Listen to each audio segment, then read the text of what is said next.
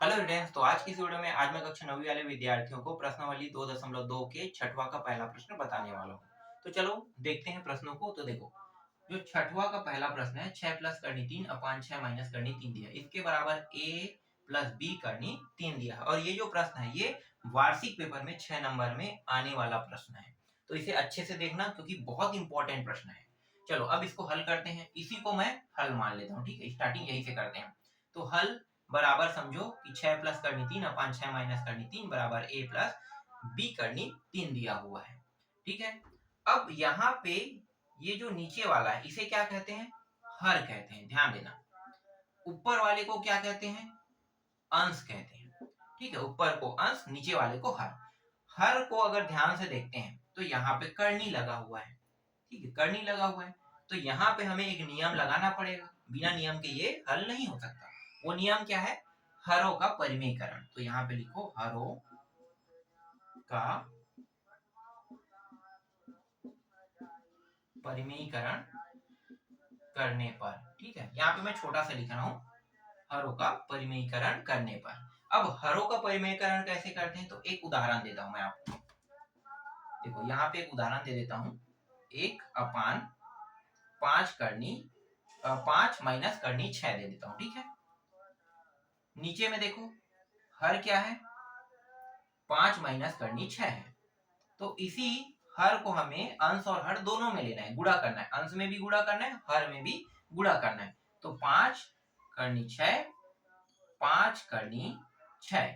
अब यहाँ पे चिन्ह कौन सा है, ध्यान देना, माइनस का, मतलब यहाँ पे प्लस होगा। जस्ट अपोजिट चिन्ह लेना है। ठीक है, यहाँ पे एक और उदाहरण ले लेता हूं, जैसे कि 8 करनी 2, यहाँ पे ले लेता हूं। और नीचे में मैं ले लेता हूं 3 माइनस करनी 5 ले लेता हूं। फिर से मैं हरों का परिमेयकरण करूंगा। तो देखो ये आ जाएगा 3 करनी 5, फिर 3 करनी 5, दोनों को मैंने लिखा। ठीक है, अंश में भी गुणा, मतलब इन दोनों का देखो गुणा हो रहा है और इन दोनों का भी गुणा हो रहा है। लेकिन यहाँ पे जो चिन्ह है वो क्या होगा? यहाँ पे जो चिन्ह है वो यहाँ पे बदल जाएगा, यहाँ पे प्लस, यहाँ भी प्लस। ठीक है, यहाँ पे जो चिन्ह रहेगा उसका जस्ट अपोजिट करना रहेगा, याद रखना। ठीक है, जैसे कि यहाँ पे मैंने चिन्ह को बदल दिया, माइनस से ये मैंने प्लस कर दिया, तब ये क्या होगा? ये माइनस हो जाएगा। ठीक है, ऊपर में कुछ भी दिया रहे, कुछ भी दिया रहे, इसको कभी भी फोकस नहीं करना है, नीचे वाले को ही लेना है। ठीक है, हर क्या होता है? हर ये होता है। अब यहाँ पे एक डाउट था, उसी डाउट को क्लियर करने के लिए मैं यहाँ पे आपको दो उदाहरण के माध्यम से बता रहा हूँ। अब जो डाउट है उसको यहाँ भी मैं क्लियर कर देता हूँ। देखो ये दोनों मान सेम टू सेम है, सेम टू सेम है ना, तो सेम टू सेम है, तो डाउट क्या होने वाला था? चलो इसको हल करते हैं। तो 6 प्लस करनी 3 यहाँ पे मैं लूंगा, फिर 6 माइनस करनी 3। हरों का परिमेयकरण करेंगे तो यहाँ पे कितना दिया? 6, और यहाँ पे कितना दिया? करनी 3। यहाँ पे कौन सा चिन्ह है? माइनस, तो यहाँ पे क्या जाएगा? प्लस। 6 प्लस करनी 3। तो कई लोगों को ये डाउट होता कि यहाँ पे अंश में जो मान दिया है वही मान तो यहाँ पे लिखा गया है। तो ये चीज अच्छे से अपने दिमाग में बैठा लो कि ये जो मान है ये बदल जाए तो भी ये जो हर के मान है उसी के हिसाब से यहाँ पे हल होगा, है ना। जैसे यहाँ पे इसके जगह पे मैं 5 रख देता, तो देखो ना अब बराबर हो रहा है क्या? नहीं हो रहा है ना। तो यही चीज ध्यान देना कि हर इंपॉर्टेंट है ना कि अंश। तो अंश के मान को अब वापस रख देते हैं। तो डाउट क्लियर हो गया। यहाँ पे मैंने दो उदाहरण दिए, दोनों से आपको पता चल गया होगा कि यहाँ पे मान जो है कई बार क्या होता है, एक जैसे दिखाई देने लगते हैं। एक जैसे दिखाई देगा तो आपके मन में यही सवाल आने लगेगा कि ये मान जो है इसी को हमें ऊपर नीचे में गुणा करना है। सोचोगे ऐसा नहीं होना है ना, ऐसा आपको करना ही नहीं है, नीचे को ही फोकस करना है। तो नीचे में क्या था? 6 माइनस करनी 3, इसी के हिसाब से हमने ऊपर नीचे को यूज किया। ठीक है, अंश में भी और हर में भी। फिर इसके बराबर a प्लस बी करनी 3। अब अंश का गुणा अंश के साथ, हर का गुणा हर के साथ कर देते हैं। तो देखो इसका गुणा इसके साथ पहले करेंगे, तो 6 छक्के कितना हो गया? 36। फिर यही 6 जो है इसको भी गुणा करेगा। तो भाई करनी को तो करनी के अंदर वाले मान को तो गुणा नहीं कर सकते क्योंकि ये अकेला है और ये करनी का मतलब आधा वाला होता है, तो ये गुणा नहीं होगा। तो क्या होगा? इन दोनों का गुणा होकर 6 करनी 3 के तहत लिखा जाएगा इसे, इस तरीके से। ठीक है, गुणा तो हो रहा है लेकिन संख्या का गुणा नहीं हो पाया, मैच नहीं कर पाया। जैसे 6 3 18 होता, गुणा करते तो ऐसे गुणा नहीं होगा। तो ये करनी में है और इसको भी गुणा करना है तो इसको भी करनी में होना चाहिए, तभी गुणा होगा। तो ये करनी में है, कौन? ये वाला, और ये करनी में नहीं है तो 6 गुणा करनी 3 लिखेंगे। फिर यहाँ पे प्लस लगाएंगे, फिर ये जो कर्णी 3 है, अब ये गुणा करेगा पहले इस 6 को, तो सेम 6 कर्णी 3 आएगा। फिर ये जो कर्णी 3 है, ये कर्णी 3 को गुणा करेगा। तो देखो कर्णी 3 को अगर गुणा करता है तो यहाँ पे मैं बता देता हूँ, कर्णी 3 गुणित कर्णी 3, इसका मतलब होता है ये दोनों को अब एक ही कर्णी के अंदर ले सकते हैं। इस तरीके से देखो जोड़ा बना रहे हैं, तो जोड़ा बना रहे हैं तो कर्णी से बाहर आ सकते हैं कि नहीं, आ सकते हैं ना। तो ये पूरा कर्णी, मतलब जो कर्णी 3 है उससे बाहर आने पर पूरा 3 बन जाता है। तो ये कितना हो जाएगा, कर्णी 3 और कर्णी 3 का गुणा करने पर सिर्फ 3 आएगा। क्लियर। नीचे वाला देखो, नीचे वाले के लिए एक सूत्र जो है यूज करने वाले हैं, a minus B A plus B. अगर इस तरीके से दिया, देखो a है, ये b है, a b है, एक माइनस में एक प्लस में, देखो एक माइनस प्लस में, तो इसका मतलब होता है a का वर्ग माइनस b का वर्ग। ध्यान देना, a का वर्ग माइनस b का वर्ग, है ना। तो डायरेक्ट ना हमें क्या करना है, अगर इस तरीके दिखाई दे तो ये क्या है, अभी इस फॉर्म में देखो, ये वाला फॉर्म ये वाला फॉर्म सेम है। तो डायरेक्ट a का वर्ग मतलब 6 का 6 से गुणा, 6 छक्के कितना हो गया 36, b का b से गुणा, और यहाँ पे क्या बन रहा है माइनस, तो माइनस लिख देंगे। देखो प्लस माइनस गुणा होके भी माइनस होता, तो डायरेक्ट यहाँ पे सूत्र में माइनस दिया मतलब माइनस लिखेंगे। इन दोनों का गुणा b का गुणा, मतलब ये b है, b का वर्ग, तो ये भी b है, ये भी b है ना, तो b का b के साथ गुणा, तो b करनी में है, ये भी करनी में है, 3 3, तो कितना आ जाएगा 3 आ जाएगा। ठीक है, इस तरीके से। फिर a प्लस बी करनी 3। अब यहाँ पे देखो करनी वाले को छोड़ के, है ना, अभी उनको भी हल करेंगे, पहले बिना करनी वाले को कर लेते हैं। 36 और 3 को जोड़ने कितना हो जाएगा 39।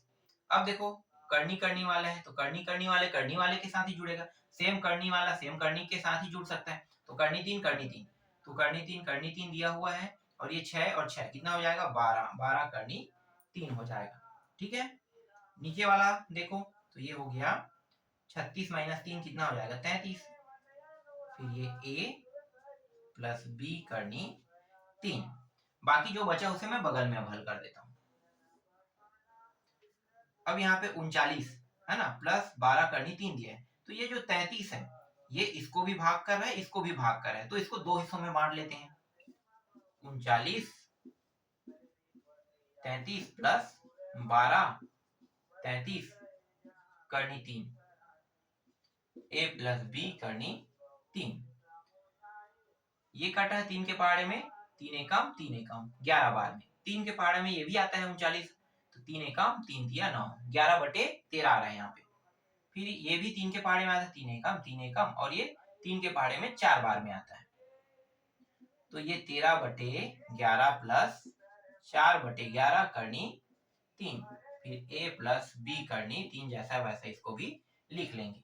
ठीक है, अब इसे ध्यान से देखो, अब आगे और कुछ हल नहीं हो रहा है, तो अब क्या करने वाले हैं, देखो ये करनी में दिया हुआ है और ये भी करनी में दिया है, तो करनी वाला करनी के साथ हल होगा, तो इसे हम कहते हैं करनी में जो भी मान दिया रहेगा वो अपरिमेय संख्या है, तो ये पूरा का पूरा क्या है अपरिमेय संख्या, और ये दोनों परिमेय संख्या है, तो यहाँ पे लिखेंगे परिमेय संख्या की तुलना परिमेय संख्या के साथ, तथा ये क्या है अपरिमेय है, अपरिमेय संख्या की तुलना अपरिमेय संख्या के साथ। ठीक है, परिमेय संख्या की तुलना परिमेय संख्या के साथ, अपरिमेय संख्या की तुलना अपरिमेय संख्या के साथ करेंगे। तो देखो a और 13/11, तो यहाँ पे मैं a बराबर 13/11 लिख लेता हूँ। ठीक है, a बराबर 13/11 यहाँ पे हमें प्राप्त हो गया, ये परिमेय संख्या है, तो परिमेय संख्या की जब तुलना करते हैं तो a का मान 13/11 आ रहा है। अब अपरिमेय संख्या को देखो, तो अपरिमेय संख्या b वाला ये है ना, तो यहाँ पे लिख लेते हैं b करनी 3, और यहाँ भी है, तो इसको बराबर के उस पार में जैसे ही देखो यहाँ पे मैंने लिखा है ना a बराबर, वैसे ही इसको भी लिखें, क्योंकि यहाँ पे बीच में क्या है बराबर भी दिया हुआ है, तो ये 4/11 करनी 3। अब देखो यहाँ भी करनी 3 है, यहाँ भी करनी 3 है, दोनों साइड में करनी 3 है, तो ये जो करनी 3 है दोनों में है, और दोनों गुणा में किसके साथ, जैसे ये b के साथ गुणा में है और ये 4/11 के साथ गुणा में है, तो दोनों गुणा में है, तो जो b का मान है वो कितना प्राप्त हो रहा है 4/11। और इस प्रश्न में यही मान जो है हमें ज्ञात करना था, a और b का मान। तो आशा करता हूं मैं जो अभी आपको समझा रहा हूं वो अच्छे से समझ में आ रहा होगा, है ना। अगला प्रश्न देखो। अब जो अगला प्रश्न है छठवां का दूसरा,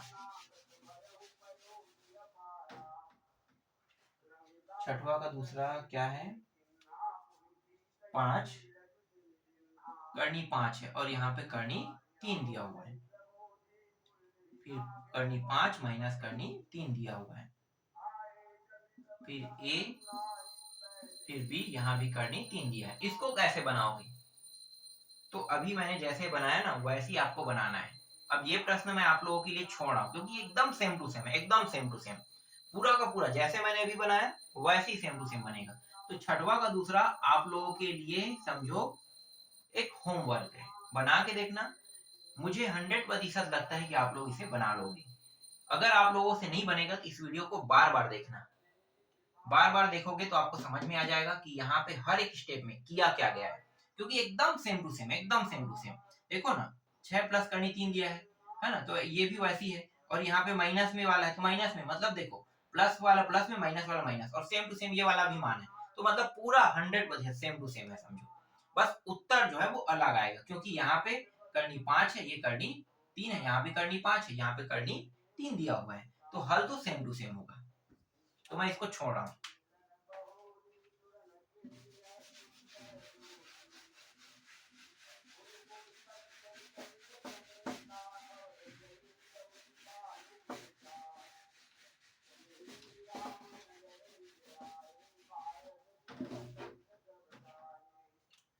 अब देखो सातवां का पहला प्रश्न, ठीक है, सातवां का पहला प्रश्न, 5 प्लस करनी 3 अपान 2 माइनस करनी 3 दिया हुआ है, फिर प्लस 2 माइनस करनी 3 अपान 2 प्लस करनी 3 दिया है, ठीक है। और इसे हल करना है। देखो अब इस पार ना ही a दिया है ना ही b दिया है, मतलब a और b के मान को नहीं निकालना है, जितना सरल करना है उतना कर सकते हैं, ये कह रहे हैं। तो सरल कीजिए वाला प्रश्न है, तो इसको क्या करेंगे, लेकर चलेंगे, तो इसे आपको हल मान लेना है, ठीक है। इसी यहीं से शुरू करते हैं हल। अब देखो पहले, इससे पहले वाला जो प्रश्न था बस इसमें एक मान दिया हुआ रहता था ना, एक। अब इस बार तो दो है, मतलब पहला पद दूसरा पद समझो, प्लस के इस पार वाला पहला पद, प्लस के उस पार वाला दूसरा पद। तो इसको बनाने की कई तरीके हैं, लेकिन यहाँ पे मैं आपको एकदम सरल और सिंपल तरीका बताऊंगा। सबसे पहले क्या करेंगे, यहाँ पे लिखेंगे माना a बराबर, एकदम आसान तरीका है। देखो माना a बराबर 5 प्लस करनी 3 अपान 2 माइनस करनी 3, तथा b बराबर 2 माइनस करनी 3 2 प्लस करनी 3, ठीक है। इस तरीके से a बराबर मानेंगे तथा b बराबर मानेंगे।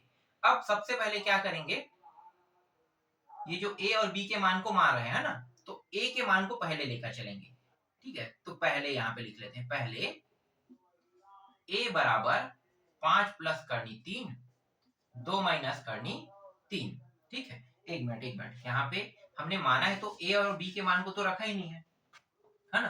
तो ये a बन गया, ये b बन गया, तो यहाँ पे लिखो a प्लस b, इस तरीके से, और इसे समीकरण एक नाम दे दो, ठीक है। हमने क्या किया, इसे हमने माना, इसको हमने a माना, इसको b, तो a और b मान रहे हैं, तो किसके जगह पे क्या रखेंगे, इसके जगह में a रखेंगे और इसके जगह में क्या रखेंगे, b रखेंगे, ठीक है। बड़ा B लिख लो, a और b। तो ये जो है इसके जगह में हमने a b रख दिया, और फिर इसको समीकरण एक नाम दे देते हैं, ठीक है। समीकरण एक देने के बाद हर एक को अलग अलग हम हल करते हैं, ठीक है। पहले a बराबर को हल करते हैं, 5 प्लस करनी 3 और 2 माइनस करनी 3, इसको पहले हल करते हैं, ठीक है। तो अब क्या करेंगे, हरों का परिमेयकरण लिखो यहाँ पे, हरों करण करने पर, ठीक है। यहाँ पे नीचे में करनी, इसलिए हरों का परिमेयकरण हो रहा है ना। अगर यहाँ पे नीचे में करनी नहीं होता तो ये डायरेक्टली हल हो जाता, ठीक है। तो हरों का परिमेयकरण करने पर तो ये हो जाएगा 5 प्लस करनी 3, जैसा है वैसा रहेगा, नीचे 2 माइनस करनी 3, ये भी जैसा है वैसा। अब यहाँ पे मेन खेल होने वाला है। देखो यहाँ पे कितना है, 2 है हर में, और यहाँ पे हर में कितना है, करनी 3 है। ठीक है, लेकिन यहाँ पे कितना दिया हुआ है, मतलब कितना नहीं कह सकते, यहाँ पे चिन्ह कौन सा है, माइनस, तो यहाँ पे प्लस, 2 प्लस करनी 3, ये खेल हो रहा है, ध्यान देना, है ना। तो ये आ गया। अब इन दोनों का गुणा कर देते हैं, तो गुणा करो, तो ये जो 2 है ये 5 को गुणा करेगा, तो पहले 5 को गुणा करवा देते हैं, तो 5 दूनी कितना हो गया 10, या 2 पंचे 10। फिर यही जो 2 है इसको भी गुणा करेगा, तो ये जो 2 है और करनी 3 है, गुणा तो हो नहीं सकता, तो इसको कैसे लिखेंगे, 2 करनी 3 लिखेंगे। ठीक है, इस तरीके से। फिर ये जो करनी 3 है, पहले 5 को गुणा करेगा, तो 5 करनी 3 आ जाएगा। फिर ये जो करनी 3 है, ये 3 को गुणा करेगा, तो आपको पता है कितना आएगा, 3 आएगा, है ना। इससे पहले वाले में भी सेम टू सेम आया था, तो ये 3 हो गया।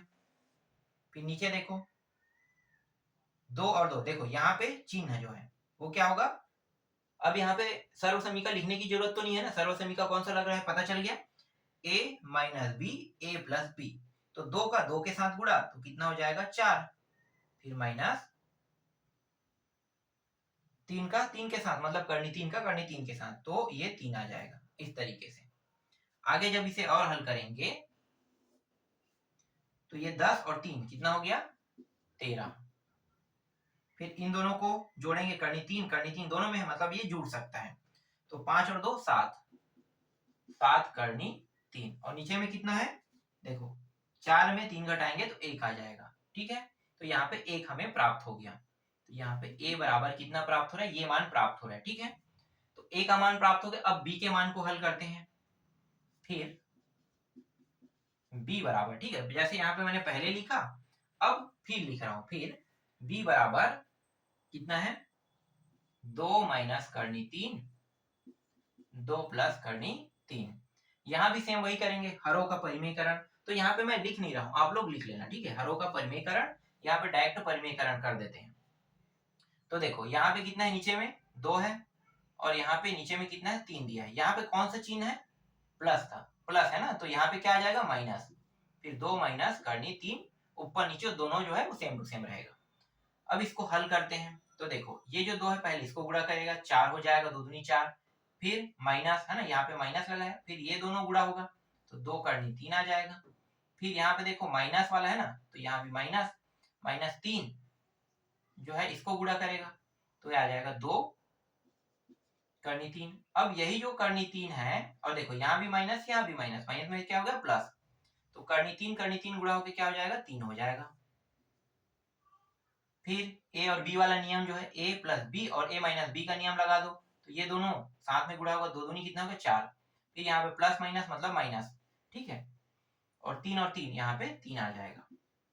फिर इन दोनों को जोड़ देते हैं, तो 4 3 कितना हो गया 7, और देखो ये माइनस मतलब माइनस माइनस वाला भी जुड़ सकता है, क्योंकि ये करनी 3 जो है दोनों में दिए हुए हैं, तो 2 और 2 कितना हो गया 4, 4 करनी 3 हो जाएगा। ठीक है, तो 4 करनी ये 3 आ गया। यहाँ पे ये 3 ही है ना, 5 तो नहीं है, यहाँ पे मैं कहीं गलती थोड़ी कर रहा हूँ, एक बार देख लेता हूँ। हाँ ठीक है, ठीक है, ठीक है, ठीक है, कोई दिक्कत नहीं है, ये हो गया।